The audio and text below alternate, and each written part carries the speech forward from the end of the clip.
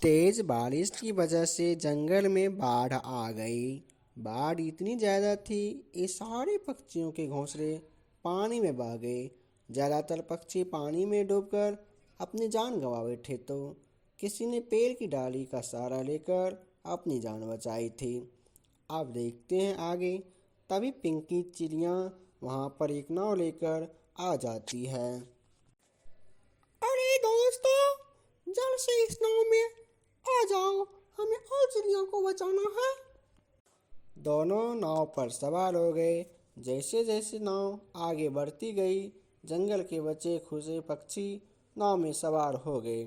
बारिश से बचने के लिए चिड़िया ने गुफा में ठहरने का फैसला ले लिया। 3 दिन बारिश तेज चलती रही और धीरे धीरे बारिश कम हो गई।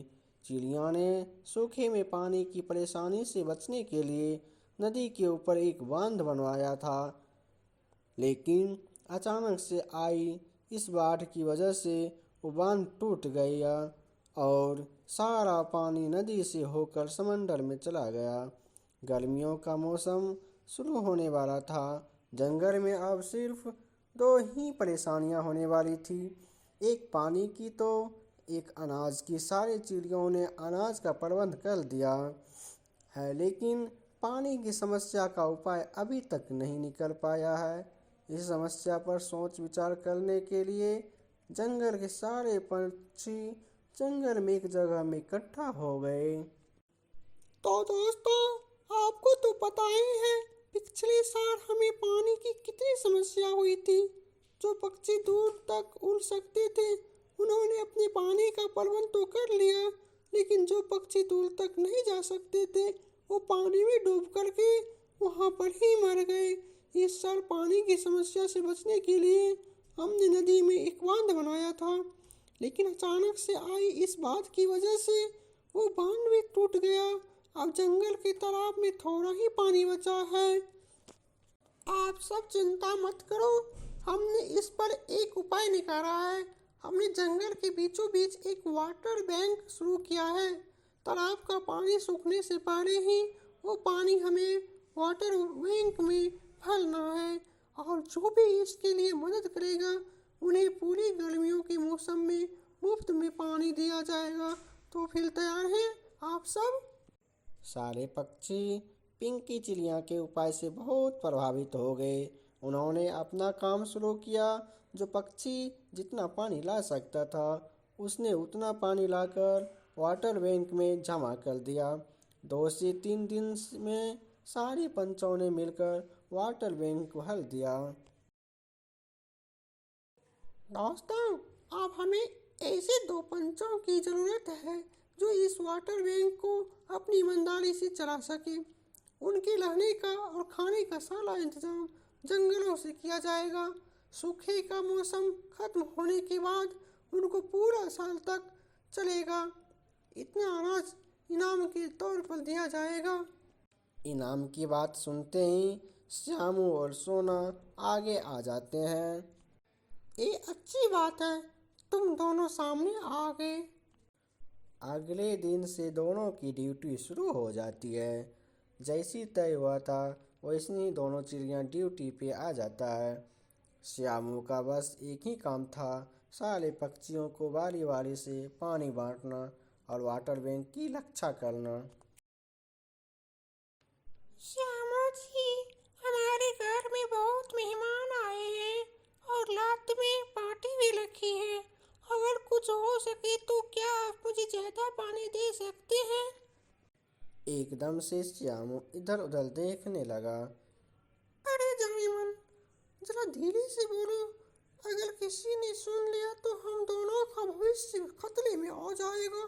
और कौन से मेहमान आने वाले हैं?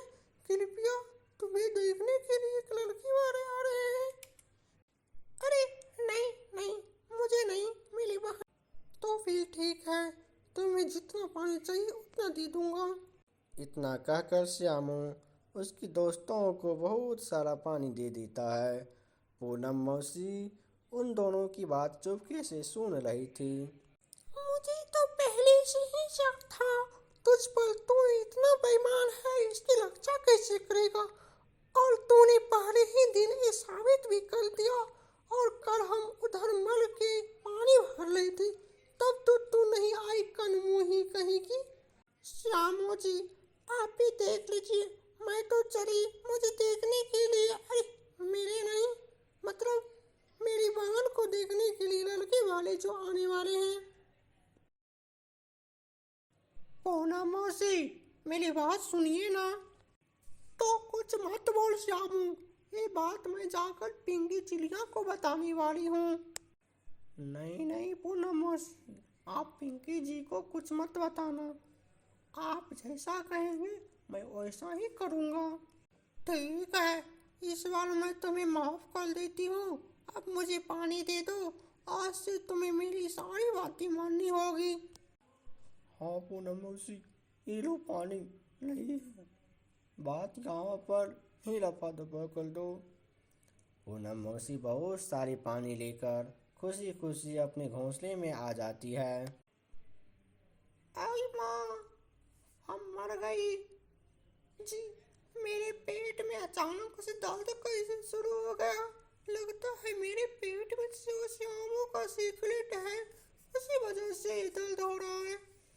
ये बात मुझे किसी को बताना पड़ेगी, तभी ये दर्द शांत होगा। पूनम मौसी सीधा निकल के पिंकी के पास आ जाती है। अरे पिंकी जी, आपको क्या बताऊं, वाटर बैंक में श्यामू बहुत काराबाजारी कर रहा है, वो अपनी बिरादरी में हद से ज्यादा पानी बांट रहा है। अगर ऐसे ही चलता रहा पिंकी जी, तो वाटर बैंक कर सकते हैं नष्ट हो जाएगा। ठीक है पूनम मौसी, मैं अभी इसकी छानबीन करता हूँ। अब मुझे लगता है मेरे पेट का दर्द कम हो गया। पूनम चिड़िया और कुछ चिड़ियाँ वाटर बैंक की तरफ निकल पड़ते हैं।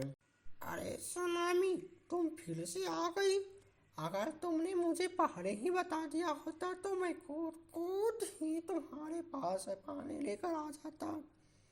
ऊपर से पिंकी और चिड़िया सारी बात देख रहे थे। जैसे ही श्यामू ने पानी देना शुरू कर दिया, पिंकी चिड़िया ने श्यामू को रंगे हाथ पकड़ लिया। रुक जा श्यामू, हमने सब कुछ देख लिया, तुम कैसे काराबाजारी कर रहे हो। मैं इसी वक्त मैं तुम्हें काम से निकाल रहा हूँ। चावस पूनम मौसी, हमें आपकी तरफ से ईमानदारी पक्षियों की जरूरत है, आज से श्यामू की जगह आप काम करोगी। पूनम मौसी मन ही मन में कहने लगी, अरे मैंने ये क्या कर दिया, बैठे बैठे ही ये काम मेरे गले पड़ गया।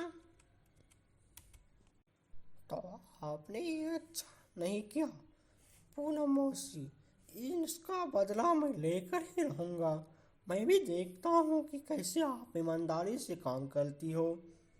पूनम मौसी अपने काम पर लग जाती है। रात होने से पहले ये सोना वहाँ पर आ जाता है। पूनम मौसी सोना पर भड़क जाती है। अरे ये क्या सोना, तुम इतनी जल्दी कैसे आ गए, मैं अभी से तुमको बता रही हूँ, तुम जल्दी आ गए इसका मतलब यह नहीं कि मैं भी जल्दी आ जाऊंगी। अरे नहीं नहीं पूनम मौसी, ऐसी कोई बात नहीं है, आप अपने समय पे ही आ जाए करो, मेरा घर बहुत दूर है, इसलिए मैं घर से जरा जल्दी ही निकलती हूँ। रात होने पर श्यामू वहाँ पर आ जाता है। सोना, कैसे चल रहा है तुम्हारा काम? कुछ नहीं, सब बढ़िया चल रहा है। अरे मैं यहाँ पर हूँ, तुम वहाँ पर क्या देख रही हो? अरे अरे मैं पानी की जांच कर रहा था, मुझे कुछ तो गड़बड़ लग रही है, चलो मैं। ऐसा कहकर श्यामू वहाँ से चला जाता है। सुबह होते ही मीनू मौसी की ड्यूटी शुरू हो जाती है। अरे ये क्या हो गया, सारा पानी कहाँ चला गया। पूनम मौसी कि ऐसा कहते हैं, सारे पक्षी वहाँ पर आ जाते हैं। सारी चकित होकर वाटर बैंक की तरफ देखते हैं। उन्होंने देखा तो वाटर बैंक का पानी सारा गायब हो गया था और कुछ पानी जमीन पर फैला हुआ था। अरे कल मुझे तो रात में कहाँ गई थी, क्या घोड़े बेच के सो रही थी तो ये सारे पानी खत्म हो गया। मुझे तो लगता है ये तेरी चाल है। सब शांत हो जाओ, सोना नहीं, ये सब की उसकी मजबूरी थी, ये सब उसने जानबूझकर तो नहीं की। अब हम सबको उसका उपाय ढूंढना पड़ेगा। श्यामू को वाटर बैंक की तरफ एक अलग ही पंख दिखाई देते हैं। पिंकी, ये देखो, एक काम हमारे बाजू वाले जंगल के पक्षियों ने किया है और ये रहा इसका सबूत। हमें उनको नंगे हाथ पकड़ना होगा, इसलिए हमें एक ही योजना बनानी पड़ेगी। सारे पक्षी आपस में बातचीत करने लगे। रोज की तरह सोना को पहरेदारी के लिए बिठा दिया जाता है। सब झाड़ियों में छुप गए थे, लेकिन तभी आधी रात को कुछ पक्षी वहां पर आ जाते हैं। खाली वाटर बैंक देखकर वो सब चौंक जाते हैं। तभी सारे पक्षी मिलकर उन पर चार फेंक देते हैं। वहाँ पर बहुत सारे जुगनू आ जाते हैं। जुगनू की वजह से वहाँ पर उजाला हो जाता है। सब देखते हैं कि क्या वो पक्षी तो उनकी जंगल के थे ही नहीं। तुम सब कौन हो और यहाँ पर कैसे आ गए? तुम हमारे जंगल के नहीं दिख रहे हो। नहीं नहीं, हम इस जंगल के नहीं हैं। हमारा जंगल तो बहुत दूर में है। कभी हमारा जंगल भी बहुत हरा भरा और खुशहाल था।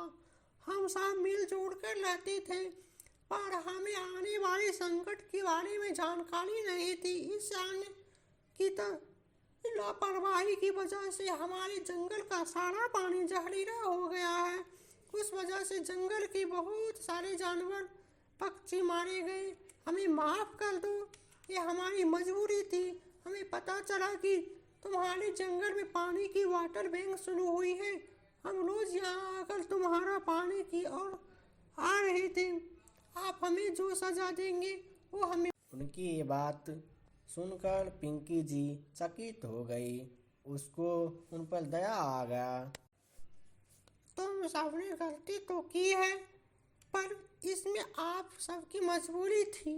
मगर पंच होने की वजह से ये मेरा फर्ज है कि मैं आप सबको सजा सुनाऊं।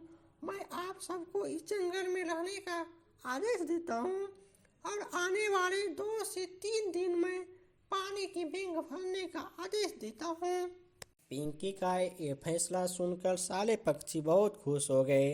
साथ ही साथ परदेसी पक्षियों ने भी ये फैसला मान लिया। परदेसी पक्षियों को जाल से आज़ाद कर दिया। आने वाले 2 से 3 दिन में सारे पक्षी ने मिलकर पानी की बैंक भर दी। पिंकी का फैसला सारे पक्षियों के हित में था। इस वजह से उनको सूखे की कोई परेशानी नहीं आई और जंगल के सारे पक्षी हंसी खुशी रहने लगे।